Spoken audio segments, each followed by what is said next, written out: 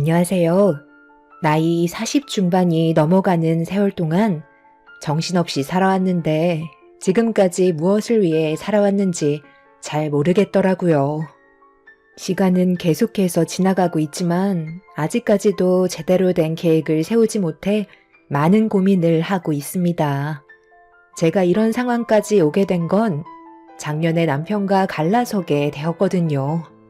저에게 온갖 상처를 주고 떠난 사람이 이제 와서 갑자기 나타나 다시 재결합하기를 원하고 있습니다. 몇 번이나 거부를 했지만 남편은 끈질기게 저와 다시 시작하려고 쉬지 않고 접근을 하고 있는 중이라 더 이상의 관계를 유지하고 싶지 않아 다른 지역으로 이사를 준비 중에 있어요. 컴퓨터의 전원을 끄기 전에 저와 남편이 왜 서로 갈라서게 됐는지 여러분들께 제가 겪었던 사연을 들려드리고 소통을 좀 해보고 싶네요. 작년에 문제가 생긴 건 다름 아닌 9년간 병수발 들었던 시모에게 시간이 얼마 남지 않게 되면서부터 남편과 여러 가지로 마찰이 생기기 시작했어요.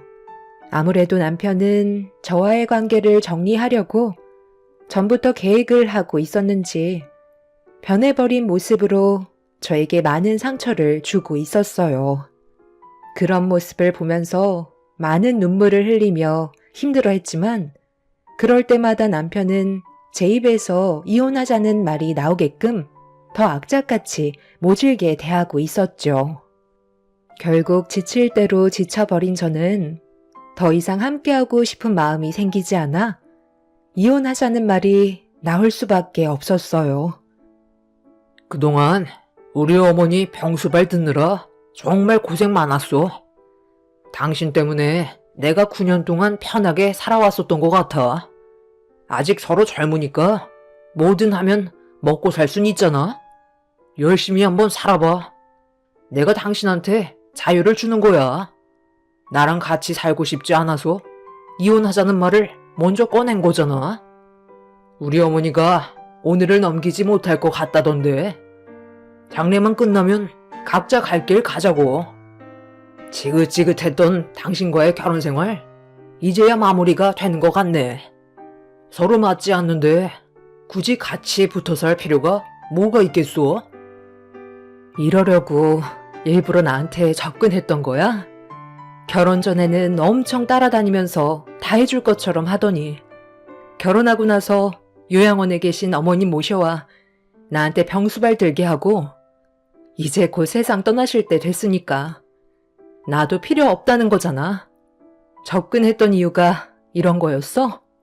돈도 없어서 결국 어머님 나한테 맡기더니 지금까지 고생한 나를 버리려고 그동안 그렇게 모질게 대했던 거야? 내 입에서 이혼하자는 말이 나오니까 이제 속이 후련해? 헤어질 거 생각하니까 아주 좋아 죽겠니? 당신이랑 결혼한 지 10년의 시간 동안 9년을 어머님 병수발 들었어. 우리 부모님은 일찍 돌아가셔서 건강하지 못한 어머님을 볼 때면 세상 떠난 부모님 생각에 지금까지 옆을 지켜드렸던 건데 당신은 그런 나한테 꼭 이런 식으로 상처를 줘야 해? 나와의 아이도 가지지 않겠다고 짐스러운 상황들을 전부 없애버리기 위해 수술까지 받았던 것도 이해했어. 당신이랑 내가 좋은 형편이 아니었지만 그래도 서로 사랑하고 있다는 것 하나만으로 지금까지 열심히 살아왔었던 건데 어떻게 어머님이 세상 떠나실 때가 되니까 나와도 더 이상 살고 싶지 않다고 내치려 들어? 당신한테 속아서 지금까지 희생만 하고 살아온 내 인생 책임져. 당신 인생을 내가 왜 짊어져야 하는 건데? 어차피 우리가 함께 살아봤자 득될 거 하나 없다는 거 잘 알고 있잖아. 지금의 관계가 좋지 않다는 거 알면서 미련하게 계속 붙잡고 있을 거야? 각자 갈 길 가면 얼마나 속편해. 내가 지금이 오길 얼마나 손꼽아 기다렸었는데 나 혼자만의 시간이 절실히 필요했었어. 이제야 내 삶을 찾을 수 있게 된 거고 당신도 그만 고생하고 앞으로 혼자 잘 먹고 잘 살면 되잖아. 어차피 당신이랑 나는 가진 것도 없었기 때문에 서로 나눠 가질 재산 싸움 같은 것도 안 해도 되니까. 서로 갈라서는 거 얼마나 깔끔해? 자식도 없으니까 내가 양육비 내줄 필요도 없는 거고. 이 집이야 어차피 내 명의로 되어 있는 집이었으니까 당신은 몸만 나가면 되잖아. 지금까지 우리 엄마 병수발 듣느라 그동안 고생한 거 예정을 생각해서 당신한테 엄마가 살던 집 그거 당신 명의로 옮겨줄게. 거기서 살면 당장의 생활은 될 거 아니야? 그것까지 전부 다 팔아치우려 했던 거 나도 조금의 양심은 있어서 주는 거니 고맙게 생각하고 받아. 구옥이라 곧 무너질 것처럼 허름하긴 하지만 그래도 그곳은 당신이랑 우리 엄마가 함께했던 추억들이 묻어있는 곳이잖아. 남편은 벌써부터 저와의 관계에 대해 전부 정리할 계획을 세우고 있었어요. 그런 모습이 제 마음을 찢어지게 만들었었죠. 그래도 함께해온 세월이 있는데 시모가 세상을 떠나게 될 날이 며칠 남지 않게 되자 본색을 드러낸 남편의 행동들이 정신적으로 너무 힘들게 만들고 있었어요. 남편과 인연을 만들었을 때 더 이상 혼자가 아니라는 이유 하나만으로도 삶의 희망이 생겼었고 앞으로 행복한 결혼 생활을 하고 싶었지만 시모의 수발을 드는 동안 남편은 저에게 거짓된 사랑을 보여주고 있었던 거였어요. 속으로는 하루빨리 저와의 관계도 정리하고 싶어 했다는 이중적인 모습을 숨기고 있었죠. 답답한 마음에 병원을 찾았고 시모는 아무 말도 하지 않은 채 숨만 쉬며 누워 계시는데 그 모습을 보면서 저와 시모의 삶이 너무 불쌍한 것 같아 한참 동안 눈물을 흘렸습니다. 제가 눈물을 보이고 있자 시모도 눈을 감고 계셨지만 눈물을 흘리고 계시다는 건 저에 대한 고마움을 전부 다 알고 계신 듯 보였습니다. 9년의 세월 동안 시모 옆에서 병수발 들었을 때 힘들다는 생각보다 함께하는 시간들이 소중하다고 생각했었어요. 시모와 대화가 가능했을 때 저에게 항상 미안해 하셨지만 저는 시모를 볼 때면 저희 부모님 생각에 더 많은 것들을 챙겨드리고 싶었죠. 항상 저에게 부족한 집안에 들어와 고생만 안겨주는 것 같다며 하루빨리 건강을 되찾아 저와 여행도 가고 싶어 하셨지만 현실은 병실에 누워 계실 수밖에 없으셔서 제가 안 볼 때면 미안함의 눈물을 보이곤 하셨습니다. 남편만 제대로 된 정신이 박혀 있었다면 저희 가족의 슬픔은 덜했을 텐데 집안의 기둥 역할을 해주지 못한 모습들이 결국 가정을 무너뜨리고 말았네요. 아직까지 숨이 붙어 계신 거야? 어머니, 언제까지 버티고 계실 거예요? 이제 그만 쉬셔도 되잖아요. 이런 것 보면 사람 생명 참 질긴 것 같아. 아무것도 못하고 계시는데 언제까지 병원비 축 내실 거예요? 아들을 위해서 남겨준 것도 하나 없으시면서 지금까지 자식 등골 빨아먹었으면 갈 때라도 서둘러 떠나시면 안 되는 거예요? 끈질기게 버티려 하시는 이유가 뭐예요? 제발 저 좀 놓아달라고요. 하루라도 빨리 엄마와의 지긋지긋했던 인연 끊어내고 싶은 제 마음 왜 이렇게 몰라주시는 거죠? 당신이 옆에서 눈물을 흘리고 있으니까 엄마가 세상에 미련이 남으셔서 못 떠나는 거 아니야? 내가 그러니까 병수발만 들어주라고 했지 정까지 주라고 그랬어? 피를 나는 모녀도 아니면서 내 앞에서 뭐 하는 거야? 당신이 흘리는 눈물 내가 보기에는 가식 같다고. 당신도 이제 병실에 들어오지 마. 방금 뭐라고 그랬어? 가식? 어머님이 빨리 떠나시면 좋겠다고? 그게 자식 입에서 나올 말이야? 당신을 낳아주신 분이야. 가진 게 없고 부유하지 못했어도 당신이 이 세상을 혼자서 살아온 것 같아? 그동안 키워주신 건 왜 생각 못하는데? 당신이 오히려 어머님 등에 달라붙어서 간이며 쓸개며 다 뺏어 가져갔겠지. 어머님과 그동안 살면서 정말 많은 대화를 나눴었는데 이렇게까지 가난해진 이유도 전부 당신 때문이었잖아. 사업한답시고 집안 재산 전부 다 빼가고 어머님 노후 재산까지 탈탈 털어가 사업하는 족족 망하기만 했었다며. 그런데 해준 게 없다고? 어떻게 당신을 낳아주신 분한테 빨리 세상 떠나라는 말을 할 수가 있는 건데? 이렇게까지 쓰레기일 줄은 정말 상상도 못했다. 당장 병실에서 나가. 어머님이 눈만 감고 계시는 거지 귀는 열려 있으시다고. 나도 알고 있어. 그래서 들으시라고 하는 소리야. 당신도 어차피 이제 곧 남남인데 언제까지 여기에 붙어 있을 거야? 이럴 시간에 앞으로 어떻게 살 건지 계획이나 좀 세우지 그래. 장례식 때나 부를 테니까 이제 그만 좀 왔으면 좋겠네. 엄마가 끈질기게 생명줄을 잡고 계신 건 다 당신 때문인 것 같아. 그러니 병실에서 나가야 할 사람은 당신 같은데? 내가 연락할 때까지 오지 않았으면 좋겠어. 그래야 서둘러 일 처리가 진행이 될 거 아니야.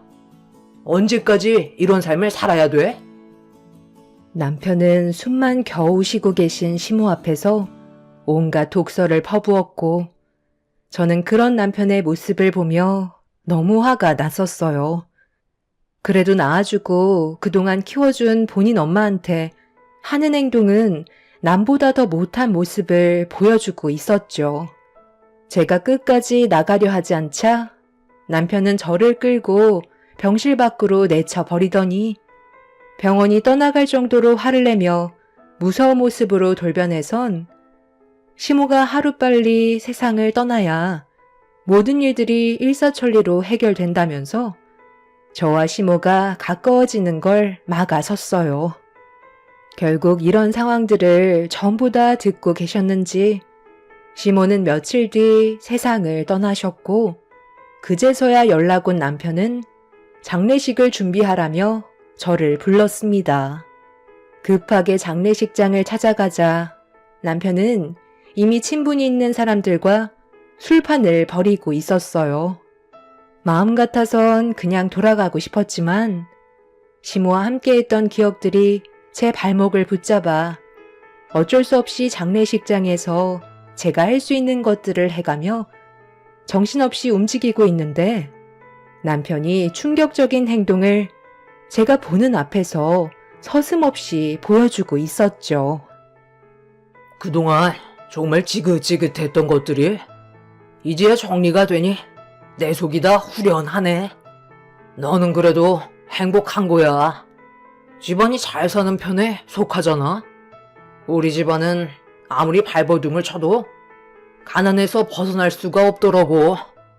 사업도 어느 정도 자금이 뒷받침돼야 하는 건데 보잘것없는 집안이라 자금이 없다 보니 내가 계획한 사업을 제대로 하지 못해 결국 망하게 되더라고. 그럴 때마다 부모 잘못 만난 내 인생이 얼마나 화가 나던지 너희들은 지금의 삶에 감사하게 생각해야 돼. 돈 없으면 아무것도 못해. 앞으로 혼자 살면서 내가 하고 싶은 거 다 누리면서 살 거야. 지긋지긋했던 것들 전부 다 정리하고 남은 인생 혼자 즐기는 게 내 꿈이었다고. 너희들 혹시 세컨드 안 필요하냐? 지금의 가정을 깨고 싶지는 않고 데이트는 하고 싶은데 주변에 여자가 없으니 답답해 죽겠지? 남자들은 가끔 일탈을 하고 싶잖아.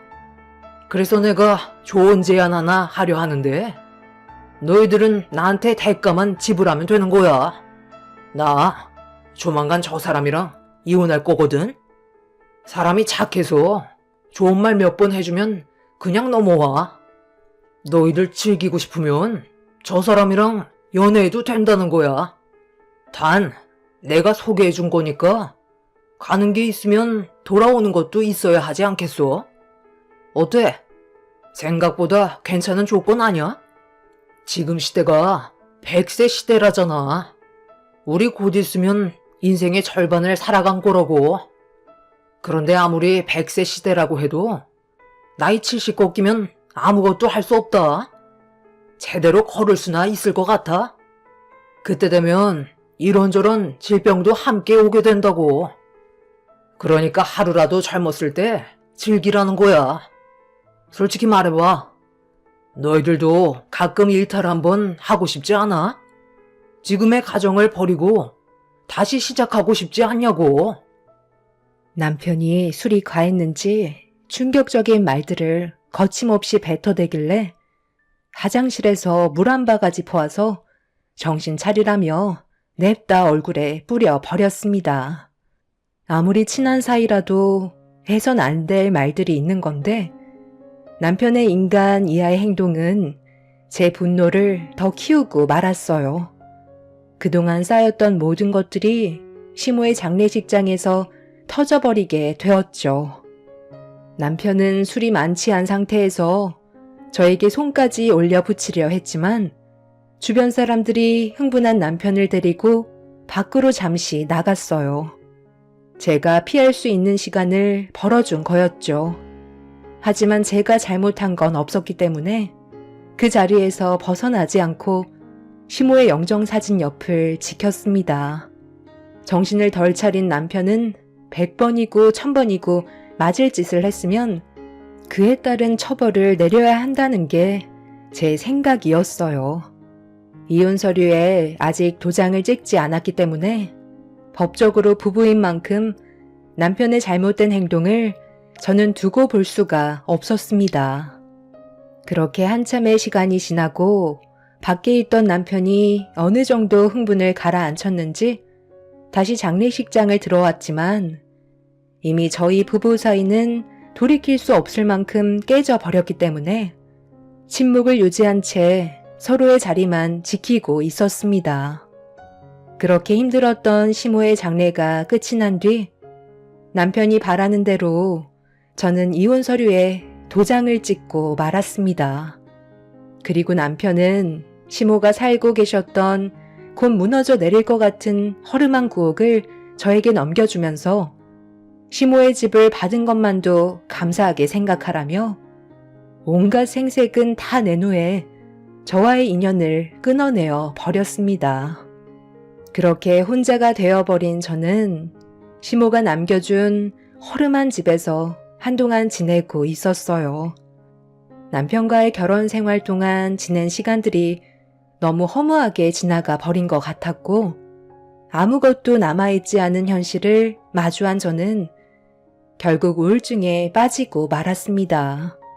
안 좋았던 기억들을 전부 지워버리고 새로운 삶을 살기 위해 바쁘게 움직여야 하는데 그동안의 제 삶은 시모 곁에서 병수발만 들어왔었기 때문에 무엇을 하며 살아야 할지 앞이 막막하기만 했었어요. 그러다 보니 멍 때리는 시간이 많아졌고 거기에다가 혼자만 있게 돼서 그런지 쓸데없는 잡생각이 많아지기 시작했죠. 그렇게 허탈해진 인생을 아무 의미 없이 살아가던 어느 날 언제부터인가 꽤 많은 사람들이 집 근처를 배회하며 동네를 돌아다니고 있었어요. 무슨 일인지 알 수 없었던 저는 그 모습을 지켜보고만 있었죠.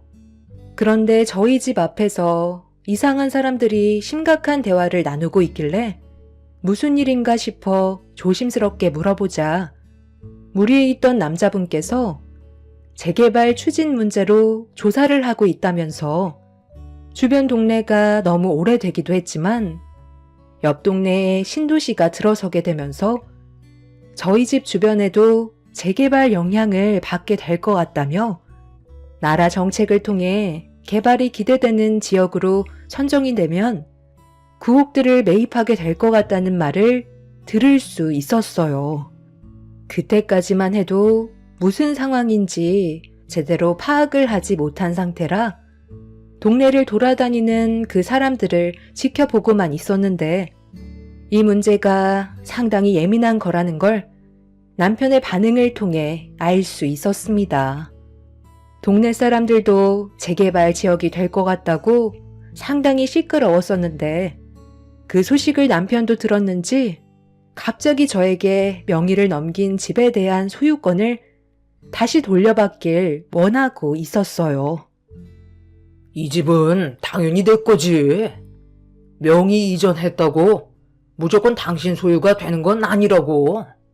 우리 엄마가 평생 이 집에서 몸담고 생활하신 곳인데 재개발 지역으로 선정이 된다는 걸 내가 알았다면 당신한테 넘겨줬었겠어? 지금도 집값이 상당히 높은 가격으로 폭등했다고 하던데 얼마나 올랐는지 당신은 제대로 모르잖아. 그래서 지금 이 집을 줬다가 다시 뺏겠다는 거야? 내가 왜 줘야 하는 거지? 법적으로 모든 게 해결이 된 상태인데 당신이 나한테 다시 돌려달라고 소유권을 주장할 수는 없는 거라고. 쓸데없이 시간 낭비하지 말고 그만 돌아가. 나랑 이혼하고 지금까지 아무런 연락도 없이 혼자서 인생을 즐기며 살아오다가 어머님이 사시던 집이 재개발 지역에 포함되니까 다시 뺏어가고 싶은 거야? 당신은 그렇게까지 하고 싶니? 내가 그동안 어머님 병수발 들면서 얼마나 힘들었었는지 모르는 거 아니잖아. 내가 며느리로 들어오면서부터 당신은 자식의 도리조차 하지 않았으면서 무슨 염치로 이 집을 다시 가져가겠다는 건데? 저 앞에 서 있는 여자는 당신이 어떤 성격인지 알고는 있는 거야? 이혼한 지 얼마나 됐다고 벌써 다른 여자를 옆에 끼고 있는 건데? 당신은 나를 사랑한 게 아니라 어머님 병수발 들어줄 여자를 찾고 있었던 거겠지. 이 집은 내가 평생 가지고 있을 거고 당신한테는 절대 넘겨주지 않을 거니까 당장 내 집에서 나가. 안녕하세요. 대충 듣기는 했었는데 정말 앞뒤가 꽉 막히신 분이네요. 아니면 귀가 어두우신 건가? 이 집에 대한 소유권은 원래 그쪽이 아니라 이 사람 거였다는 거 몰라요? 법적으로 대응하면 어차피 뺏기게 될 거라고요. 쓸데없이 일을 크게 만들지 말고 원래 명의로 다시 돌려놓고 조용히 사라지시죠. 그쪽이 뭘 한다고 내 앞에서 지금 이래라 저래라야? 법적으로 대응하면 뺏기게 된다고? 그건 해봐야 아는 거지. 하고 싶은 대로 한번 해봐. 누가 이기는지 보면 될 거 아니야. 나는 끝까지 싸울 거고 어머님이 남겨주신 이 집을 너희들한테 넘어가게 놔두지는 않을 거니까 갈 때까지 가보자고. 영주 씨가 보고 있어서 내가 좋게 설명한 건데 이 사람 안 되겠네. 내가 꼭 무력을 써야 이 집에서 나갈 거야? 당장 우리 엄마 집에서 나가라고. 남편은 시모가 사용했던 집안의 물건들을 손에 잡히는 대로 전부 집어들어 던져버리기 시작했어요. 저는 그런 모습을 보면서 하지 말라고 소리를 질렀지만 남편은 제가 집에서 나가지 않는 이상 절대 멈출 생각을 하지 않았습니다.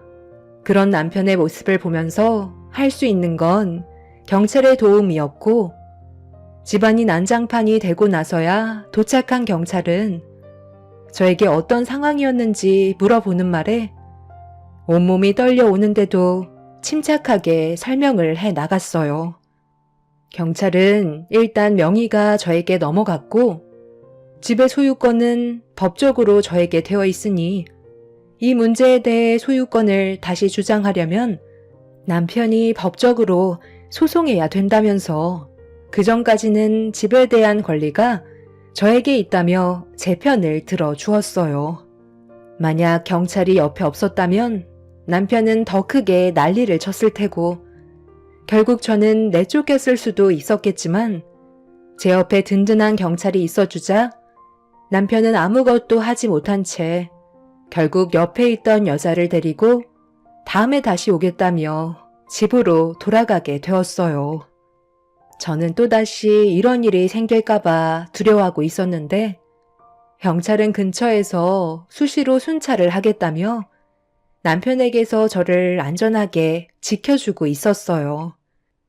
결국 남편은 법적으로 소송을 걸었고 자기가 원하는 방향대로 흘러갈 수 있게 계획을 했지만 생각한 대로 모든 일들이 쉽게 해결되지는 않아 골치를 썩고 있었죠.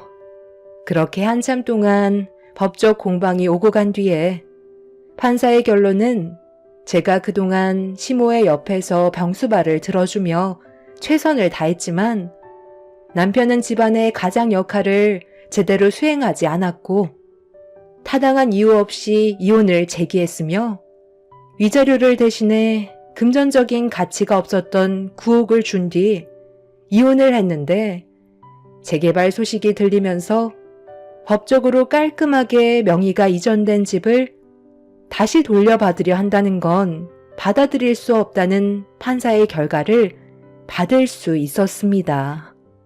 남편은 받아들일 수 없다며 난리를 쳤지만 법적으로 제 손을 들어줬기 때문에 할 수 있는 건 아무것도 없었어요.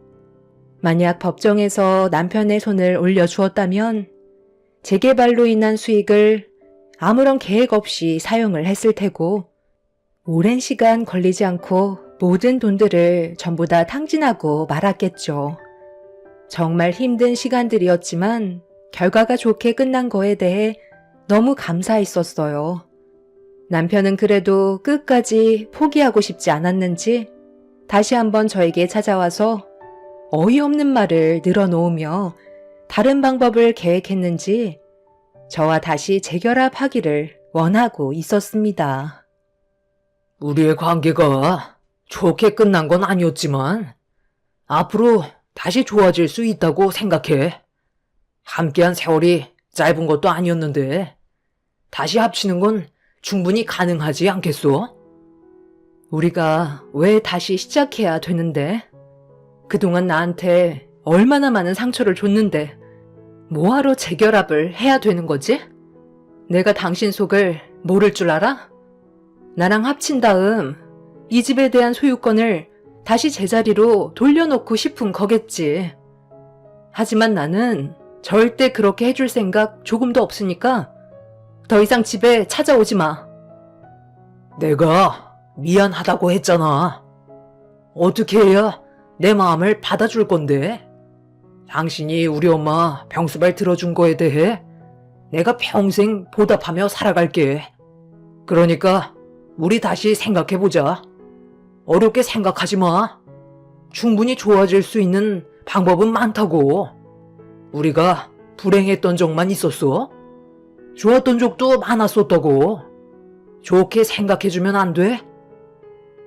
남편이 생각한 방법은 재결합이었지만 저는 끝까지 받아주지 않았습니다. 결국 자기가 원하는 걸 얻지 못한 남편은 또다시 얼굴을 붉혔지만 자기가 분노하면 돌이킬 수 없는 결과를 가져오게 될 거라는 걸 알고 있었는지 침착하게 행동하려고 노력하고 있었어요. 남편은 다시 돌아가 기회를 엿보고 있었지만 저는 조금도 마음의 변화는 없었습니다. 그렇게 몇 번 더 반복적으로 찾아온 남편과 계속되는 마찰을 없애기 위해 경찰의 도움을 받아 적금 금지 신청을 하게 되었고 그렇게 한동안 조용하게 지낼 수가 있었어요. 계속 이런 관계를 유지하다 보면 제가 나중에 피해를 받게 될지도 모른다는 두려움에 이사 계획을 세울 수밖에 없었죠. 제가 살던 집 주변에서는 벌써 많은 분들이 집을 처분하고 다른 지역으로 이사를 한 상태였어요. 저 또한 남들처럼 다른 지역으로 이사를 가기 위한 준비를 서두르기 시작했고 재개발로 받은 보상금으로 새로운 삶을 살기 위한 계획을 세우고 있었습니다. 그러다 남편이 늦은 저녁 다시 한번 저에게 찾아왔어요. 만나고 싶지 않았지만 제발 한 번만 얼굴 좀 보여달라며 한참 동안 문 앞에 서 있길래 어쩔 수 없이 밖으로 나갔습니다. 그런데 한동안 안 본 사이에 남편의 안색은 상당히 어두워진 상태였어요. 그리고 남편의 입에서 나온 말은 충격적이게도 간암이라는 걸 알 수 있었죠. 그걸 알고 함께 지내던 여자가 남편의 재산과 집까지 팔고 잠적한 상태라며 무릎까지 꿇더군요. 술을 입에 달고 살던 사람이 결국 자기 몸 관리를 제대로 하지 않아 얻게 된 결과였고, 몸이 아프게 되자 제가 생각이 났는지 도움을 요청하려고 찾아온 거였습니다. 하지만 저는 그런 남편을 보면서도 조금의 감정조차 변하지 않았어요. 그만큼 남편과 저와의 관계에는 더 이상 함께 할 수 있는 무엇도 남아있지 않았죠. 도와달라며 애원을 했지만 저는 가차없이 고개를 돌려 현관문을 닫아 버렸습니다. 남편은 처음으로 흐느끼며 자신의 삶을 되돌아보는 것 같았어요. 한참 동안 문 앞에서 서성이던 남편은 아무것도 얻지 못한 채 돌아가게 되었고, 그 후로 2번 다시 얼굴을 본 적은 없습니다. 또다시 오게 될지 모르겠지만 더 이상 미련 두고 싶지 않아 최대한 빨리 벗어나고 싶은 마음밖엔 없네요. 지긋지긋했던 남편과의 인연을 그만 끝내고 새로운 삶을 살아가고 싶을 뿐입니다. 제 삶에 더 이상 나타나지 않았으면 좋겠어요. 시모가 저에게 남겨주신 8억이란 값진 재산을 어떻게 가치 있게 사용할지 많은 고민을 하고 있지만 시간을 두고 여유 있게 생각하며 살아가려 합니다. 저를 버린 남편은 남은 시간 본인이 한 잘못에 대해 되돌아보는 시간을 가졌으면 좋겠네요. 제 사연 들어주신 분들께서도 가족들과 언제나 화목하시길 바랍니다. 감사합니다.